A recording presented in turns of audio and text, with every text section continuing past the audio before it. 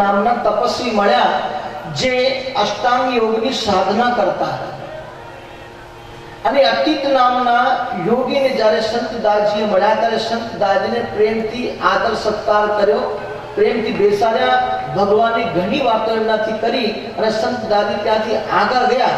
જ્યારે આગળની બાજુ ગયા ત્યારે થોડા દૂર મહારાજ દેખાણા. મહારાજ કહે, સંત દાસજી તમને શેના માટે વિચારણમાં રાખ્યું છે? મહારાજ તમારી આજ્ઞા પ્રમાણે ચાલવાનું છે. માટે તમારું ફરવાનું કારણ એ જ છે કે તમારા યોગમાં જે જીવ આવે એને અમારી ઓળખાણ થાય, અને અમારી ઓળખાણ એને થાય તો એ જીવનું કલ્યાણ થાય. પણ તમે અતીત નામના યોગીને મળીને તો આવી ગયા, પણ એને એક એવું ઉપદેશ આપવાની જરૂર હતી કે જેનાથી એ ઉપદેશ ગ્રહણ કરી એ મહારાજ ધામને પામે. જાઓ એ સંતનું કલ્યાણ કરીને પાછું ત્યાંથી આવો. અને અતીત નામના યોગી પાસે પાછા ગયા. અને પાછા જાય એમના પાસે ગયા ત્યારે પુરુષોત્તમ નારાયણની ઘણી એવી વાતો કરી જેથી અંતરમાં કુમારી આવી. અને અષ્ટાંગ યોગની સાધના કરતા કરતા એ ત્યાં પોતાના દેહનું ભાન ભૂલી પોતાના દેહનું ત્યાગ કરી એ ભગવાન એ મહાત્માનો આત્મા આજે કોનામાં શ્રીજી મહારાજના વિલીન થઈ ગયું અને મહારાજના ધામની એને પ્રાપ્તિ થઈ. હવે આગળ જાય છે ને સંત દાસજી, તો આગળ જતા જતા નિષ્કુળાનંદ સ્વામી લખે છે કે આગળ જતા એક નદી આવી છે અને એ નદીનું નામ છે પથરા નદી. સંત દાસજી જ્યાં પથરા નદી પાસે જાય છે ત્યાં અચાનક ઉભા રહી ગયા. ઘણી વાર વિચાર કર્યો કે આ નદી પાર કેમ કરવી, આ નદીમાંથી જવું કેમ. એટલામાં એમને દિવ્ય દ્રષ્ટિથી ખબર પડી કે આ નદી પથરા નદી છે.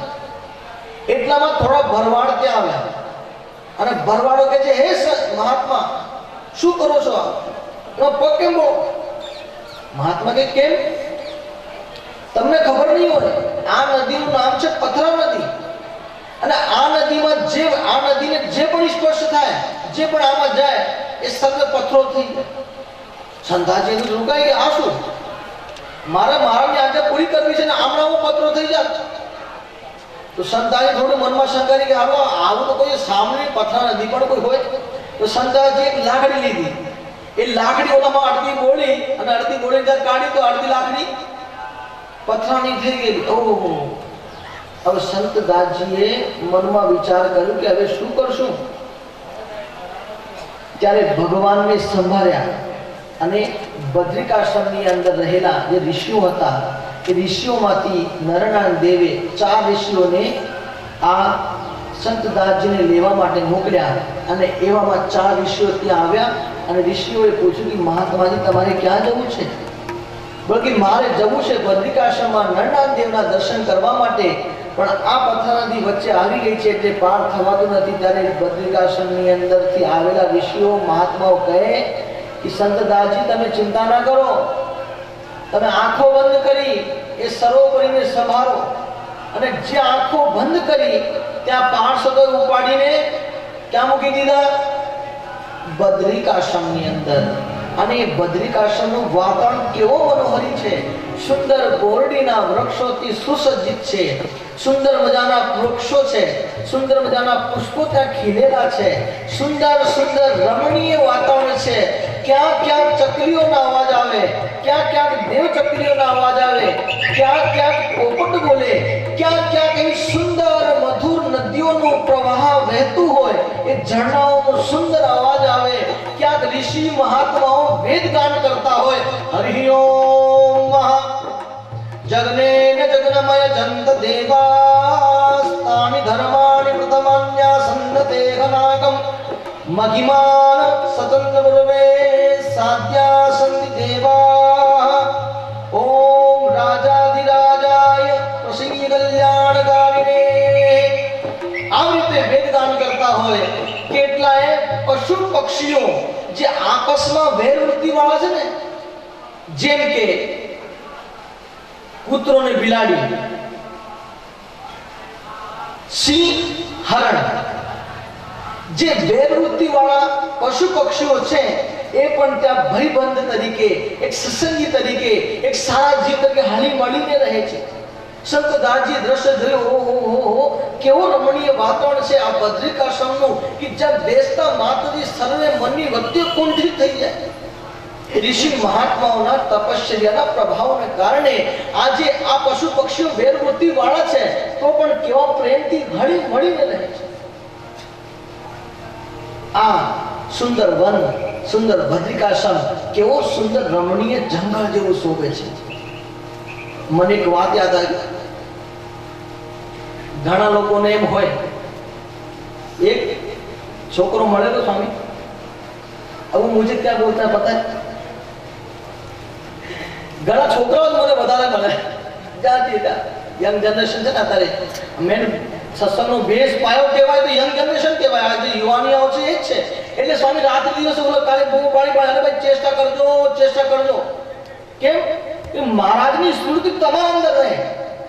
આખો દિવસ આપણે જગતમાં ફરતા હોઈએ પણ રાત્રે ઘડી બે ઘડી ભગવાનને સંભાળી લઈએ તો આખો દિવસનો જે પણ નાના મોટા પાપ કર્મ થયેલા અજાણે એ સર્વે ધોવાઈ જાય. એટલા માટે સંતો કહે કે ભાઈ ચેષ્ટા કરજો, નિયમ ચેષ્ટા કરજો, ભગવાનનું યાદ કરજો. તો આવા ઘણા છોકરા ભટકાઈ. એક છોકરો કે स्वामी મને એક પ્રશ્ન क्या मेरे को एक प्रश्न कब से परेशान कर रहा है. मैंने कहा बोल क्या परेशान कर रहा है तुझे. और स्वामी जी एक बात समझाई कि जरा आ बધી સત્સંગી જીવન ભૂષણની બધી કથાઓ ચાલતી હોય, બધા જંગલોના વર્ણન આવતા, ઋષિ મહાત્માઓ તપસ્યા કરતા, બધી વાતો આવતી હોય ને, અને પેલા આપણા સંતો પણ ગામડાને બહાર જ જતા, ગામડા સીમાડે નહોતા આવતા, બહાર જ બધું સત્સંગ કરાવતા. ત્યારે वो छोकरो में लड़का मुझे कहता है स्वामी जी मुझे एक प्रश्न है. बोलो. बोले कि पहले का समय था ना तो ऋषि महात्मा संत गण सभी जंगल में निवास करते थे. सभी जंगल में निवास करते थे. कोई शहर में आता नहीं था, कोई शहर में नहीं आता था. लेकिन स्वामी जी अभी का समय तो परिवर्तन हो गया. आपको देखो जब हो तभी देश, कई संत विदेश, देश तो पसंद ही नहीं है. अरे मैं कहूँ भाई આવું નથી, આ તો મહારાષ્ટ્રની આજ્ઞા થતી હોય છે એટલે અમારે આ ગામથી પેલા ગામ જવું પડતું હોય છે. અમારે તો એવો શોખ નથી વિદેશ જવાનો. પણ ના એ વાત મને તો બરાબર નથી લાગતી. પણ પહેલાના સમયમાં જે સંતો હતા બહુ ચુસ્ત હતા, બહુ સારા હતા, અને ગામડે અને જંગલોમાં વિચરણ કરતા, જંગલોમાં જ રહેતા અને ત્યાં રહીને બધા સત્સંગ કરાવતા. પણ આજના સંતો થોડા હાઈ પ્રોફાઇલ વાળા થઈ ગયા છે, પ્રોફેશનલ થઈ ગયા છે. એટલે દેશમાં ગામડામાં તો ગમતું જ નથી, વિદેશમાં સારા મુંબઈ જેવા સિટીઓમાં એમાં જ ફરે છે, જંગલમાં જવાનું કોઈ નામ જ લેતું નથી. મેં કીધું ભાઈ તે આટલું જ જોયું, આટલું તને ખબર પડી, બીજું ખબર પડી નહીં. બોલે બીજું શું હોય, સંતો જ રહેતા હતા ને. બોલે ભાઈ તારી વાત બરાબર છે, સંતો તો રહેતા હતા, પણ સંતો ભેગા કોણ હતું બીજું? સંતો ભેગા એકલા જંગલમાં સંતો એકલા થોડી રહેતા હતા. એ જંગલની અંદર હિંસક પશુ પક્ષીઓ પણ રહેતા હતા. પણ એ સંતોના ભક્તિના પ્રભાવના લીધે હે હિંસક પ્રાણીઓ પણ વેર વૃત્તિ મૂકીને આપસી પ્રેમ ભાવ રાખીને બધા હાલી મળીને રહેતા હતા. તો તમે એકલા સંતોને જ જોયા કે સંતો જંગલમાંથી નીકળીને શહેરોમાં ફરતા થઈ ગયા. ગામડામાં જંગલોમાં કોઈ સંતો જવાનું ગમતું નથી, એટલે સંતો દેખાણા. અને મેં કીધું અત્યારે તો દ્રષ્ટિ કર ચારે બાજુ જંગલો તો રહ્યા જ નહીં. જંગલો થયા પણ શેના? ઈંટ, કોન્ક્રીટ, સિમેન્ટ, રોડી, આ બધાના મોટા જંગલો થઈ ગયા. પણ જે સાચા જંગલ હતા એ સર્વે નાશ પામી ગયા અને ત્યાં બધી મોટી સિટીઓ, મોટી સોસાયટીઓ, મોટા બંગલાઓ બની ગયા. એટલે હવે જ્યારે જંગલ રહ્યા નહીં તો સંતો ક્યાં આવે? જંગલ મટી ગયા, સંતો ક્યાં આવે? શહેરમાં. પણ સંતો સાથે બીજા પણ હતા. કોણ? હિંસક પશુ પક્ષીઓ, પ્રાણીઓ હતા. હવે સંતો તો અહીં આવ્યા, પણ બોલે હિંસક પ્રાણીઓ ક્યાં ગયા? એ પણ અહીં આવ્યા ને, તો હિંસક પ્રાણીઓ જ્યારે અહીં આવ્યા તો હિંસક પ્રાણીઓને લાઈનમાં રાખવા માટે, ભગવાનના માર્ગે વાળવા માટે, હિંસક પ્રાણીઓ એટલે હિંસક વૃત્તિવાળા માણસો, હિંસક વૃત્તિવાળા માણસો અહીં આવ્યા. એટલે બધાને હળકા કરવા માટે સંતો પણ પોતાનો ધર્મ નિયમ છોડી આ જંગલોને છોડી શહેરમાં આવ્યા છે. એ જ કારણ. અરે સ્વામીજી ક્યાં વાત કરતે હો આપ ભી, અને ભાઈ તું દીપમાં જઈને જો તો ખરો, આ બધું સાચું જ દેખાય છે. આજે માણસ માણસને ખાય છે. जब बच्चे का जन्म होता है तब वह क्या करता है? जन्म हुआ तो मां का स्तन चूसने लगा. जन्म होते ही मां का स्तन चूसने लगा. उससे थोड़ा बड़ा हुआ तो अंगूठा चूसने लगा. जब बच्चे का जन्म हुआ तब मां का स्तन चूसने लगा. उससे थोड़ा बड़ा हुआ तो अंगूठा चूसने लगा. उससे भी थोड़ा बड़ा हुआ तो आम गन्ना चूसने लगा. लेकिन जब सबसे ज्यादा बड़ा हो गया तो आदमी का खून चूसने लगा. काटता तो मच्छर भी है, काटता तो मच्छर भी है, खून तो मच्छर भी पीता है. लेकिन मच्छर के खून पीने में, मच्छर के काटने में और मनुष्य के काटने में रात दिन का फर्क है. मनुष्य मच्छर काटता है लेकिन दर्द नहीं होता, लेकिन मनुष्य को काटता है तो जैसा दर्द होता है वैसा दर्द किसी को नहीं होता. ये संत लोग शहर में आए तो पीछे पीछे किसके लिए आए? हिंसक वृत्ति वाले लोगों को लाइन में रखने के लिए. तो आ संत महात्मा આજે બદ્રિકાશ્રમની અંદર જ્યારે આવે છે ત્યારે એ બદ્રિકાશ્રમનું સુંદર રમણીય અતિશય પરમ પ્રિય વાતાવરણ જોઈને સંત દાસજી બહુ રાજી થયા. અને સંત દાસજી જ્યારે રાજી થયા ત્યારે એ બદ્રિકાશ્રમની અંદર રહેલા નરનાથદેવ કહે છે કે તમે આ બાજુમાં માનસરોવર છે ત્યાં જઈને સ્નાન કરી આવો. પણ જો સંત દાસજી ધ્યાન રાખજો, એ નદીમાં સ્નાન કરતા નહીં. એ નદીમાં સ્નાન કરવા તો શું, માનસરોવરમાં તો તમારા એક તો તમે ખાતા પીતા નથી, દેહનું ભાન તમને નથી, શરીરમાં લોહી પણ દેખાતું નથી, એવી સ્થિતિ તમારી થઈ ગયેલી છે. એટલે તમે ઠંડા પાણીની અંદર નાશો તો તમે અચેતન થઈ જશો. પણ સંત દાસજી સંતો મહાત્મા જોડે માનસરોવર ગયા ને, અને માનસરોવર જ્યાં ગયા ત્યાં માનસરોવરમાં એનાથી રહેવાનું નહીં. અને બધા કપડા બધું ખોલી આમ ડૂબકી મારીને બહાર આવ્યા ત્યારે અચેતન થઈ ગયા, બેહોશ થઈ ગયા. અને બેહોશ થયા, ઘણા જગાડ્યા પણ જાગ્યા નહીં. ત્યારે ઋષિઓએ ભગવાન પુરુષોત્તમ નારાયણને પ્રાર્થના કરી કે મહારાજ, આ સંતને અમે સાથે લઈને આવ્યા હતા પણ એ માન્યા નહીં અને નહાવા ગયા, એની અંદર એ આજે અચેતન થઈને પડી ગયા છે. હે મહારાજ, એમને જગાડો. અને જ્યાં એને મહારાજની સ્મૃતિ કરાવી ત્યાં સંત દાદી પાછા ઊભા થયા અને નરનાથદેવ પાસે ગયા. અને નરનાથદેવને કહે છે, નરનાથદેવ એમને કહે કે તમને અમે કીધું હતું ને કે એમાં નો નાતા તોય નાયા. કેટલી આ વાર લાગી સંતોને જગાડતા. અને આમ કરી 6 મહિના બદ્રિકાશ્રમની અંદર સંત દાસજીએ કાઢ્યા. અને 6 મહિના સુધી સંત દાસજી ત્યાં રહ્યા. અને છેલ્લે નરનાથદેવ વચન આપે છે કે સંત દાસજી, જે તમારે ત્યાં છે અને જે અહીં છે એ સરખા જ છે, એમાં લેશ માત્ર પણ ફરક છે નહીં. એટલે તમે એવું માનજો કે તમને મહારાજે અહીંયા શેના માટે મોકલ્યા? જેવું છે એવું દેખાડવા માટે મોકલે છે કે તમારા દ્વારા અનેક જીવોને ખબર પડે કે જે ત્યાં છે એ અહીં છે અને જે અહીં છે એ ત્યાં છે, બેમાં જરાય ફરક છે નહીં. એટલા માટે સ્વામી ભગવાને નરનાથદેવને આપણે અહીંયા પ્રતિષ્ઠિત કરેલા. અને નરનાથદેવને શ્રીજી મહારાજે પ્રતિષ્ઠિત કરીને બતાવી દીધેલું કે આ નરનાથદેવ અને અમારામાં એકાત્મપણું જાણજો. અમે કંઈ જુદા નથી, દેખાય છે બે પણ છીએ અમે એક જ. અને સંત દાસજી એ આગળ વધ્યા. અને જે દલુજીએ કીધેલું કે પ્રતાપ ભાનુ નામનો રાજા છે, એ બહુ જ ધ્યાન યોગ વાળો છે, પણ સેજ એની અંદર થોડી ખામી છે. અને એ ખામી શું છે કે ધ્યાન તો અતિશય કરે છે. 5 કલાક, 10 કલાક, એક દિવસ, 2 દિવસ સુધી ધ્યાન કરે, પણ છેલ્લે ઘણી ક્યાંક ઘર સંસાર યાદ આવી જાય. અને ઘર સંસાર યાદ આવે એટલે પછી ધ્યાન યોગમાંથી પાછા ખેંચાઈ જાય. આ પ્રતાપભાનુ રાજાને સંત દાસજી મળ્યા. સંત દાસજીને જોઈને પ્રતાપભાનુ બહુ રાજી થયો કે તમારા જેવા સંત મને મળ્યા છે એટલે મારામાં જે કસર છે પૂરી થશે.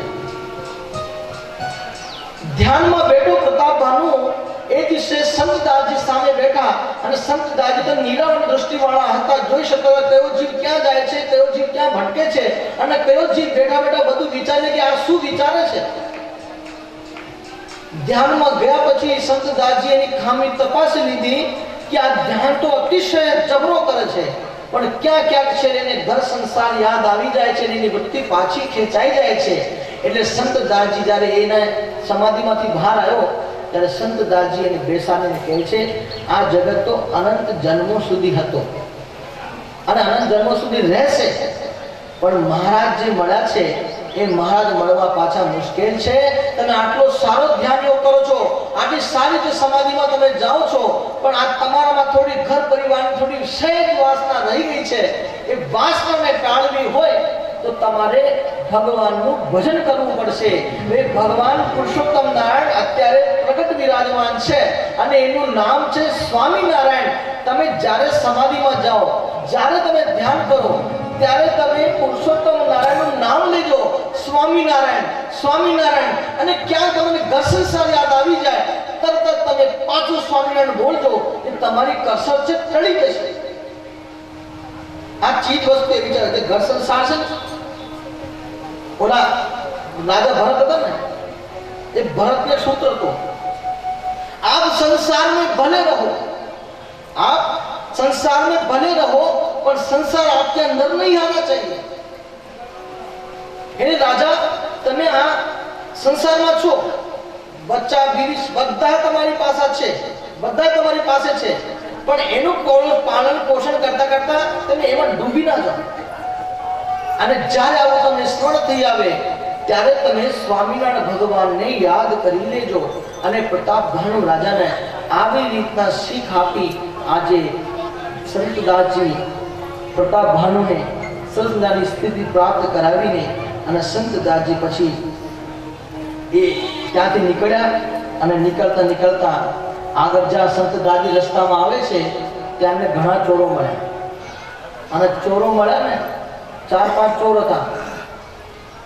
દેખાય છે ફક્કડ, હે દેખાય છે ફક્કડ, પણ લાગે છે કઈ. ભલે એની પાસે એક દિવસ જોતે ભલે એની પાસે કઈ ન હોય, પણ આજે ને હરકીતે ઠોકીએ, હરકીતે મારીએ. એક ચોર કે આવું કરાતો હશે, આ સંત દેખાય, સંતને મરાય નહીં, એની પાસે કઈ લેવા જેવું નથી. અરે જે લેવા જેવું હોય કે ન હોય, પણ આજે હરકીતે એને મારવો છે. ઘણા લોકો એ વિચારતા હોય કે આની પાસે સંતો પાસે સંતોના કોઈ મા બાપ નહીં હોય, સંતો પાસે આગળ પાછળ કોઈ નહીં હોય, સંતો એ જે ભજે સંતો મને ખાવા પીવાનું એમની પાસે ન હોય, એના કારણે આ બધા સંતો બની જાય છે. ઘણા લોકો એવું સમાજમાં સત્સંગી નહીં, ઘણા સમાજના લોકો એ વિચારે કે ભાઈ આગળ પાછળ કોઈ હતું નહીં, ખાવા પીવાનું હતું નહીં, એટલે આ બધા બાવા બની ગયા. किसी ने कहा कोई नहीं था आगे पीछे, कुछ नहीं था खाने को, कोई नहीं था आगे पीछे, कुछ नहीं था खाने को, इसलिए बन गए साधु महाराज. जबरी बात. આ રીતે ઘણા લોકો પ્રશ્ન કરે. એક દિવસ અમે ટ્રાવેલ કરતા હતા. એ ટ્રાવેલ કરતા કરતા બસમાં એક છોકરો મળી ગયો, ભાઈ. एक कोई नहीं था आगे पीछे, कुछ नहीं था खाने को, इसलिए बन गए साधु महाराज. मैंने कहा कि भाई ऐसा नहीं होता है, तो सभी उंगलियां बराबर नहीं होती, ऐसे सभी जगह ऐसा नहीं होता. जो जो संत बनते हैं भगवान की प्राप्ति करने के लिए वे सब कुछ छोड़ करके संत बन जाते हैं. लेकिन समाज के लोग ऐसा ही मानते हैं कि कुछ नहीं था आगे पीछे, कुछ नहीं था खाने को, इसलिए बन गए साधु महाराज.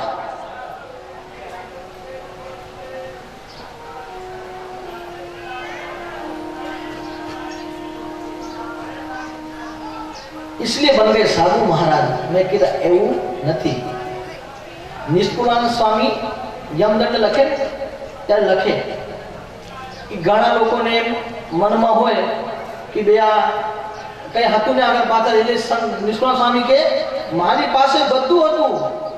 એવું ન માનતા કે મારી પાસે કંઈ નહોતું, મારી પાસે બધું હતું, સર્વસ્વ હતું, બધું ભગવાનનું આપેલું હતું, તો પણ હું ભગવાનની પ્રાપ્તિ કરવા માટે સંત બની ગયો. સાંભળો સાચી વાર્તા સંતો, નથી લીધો ભૂકે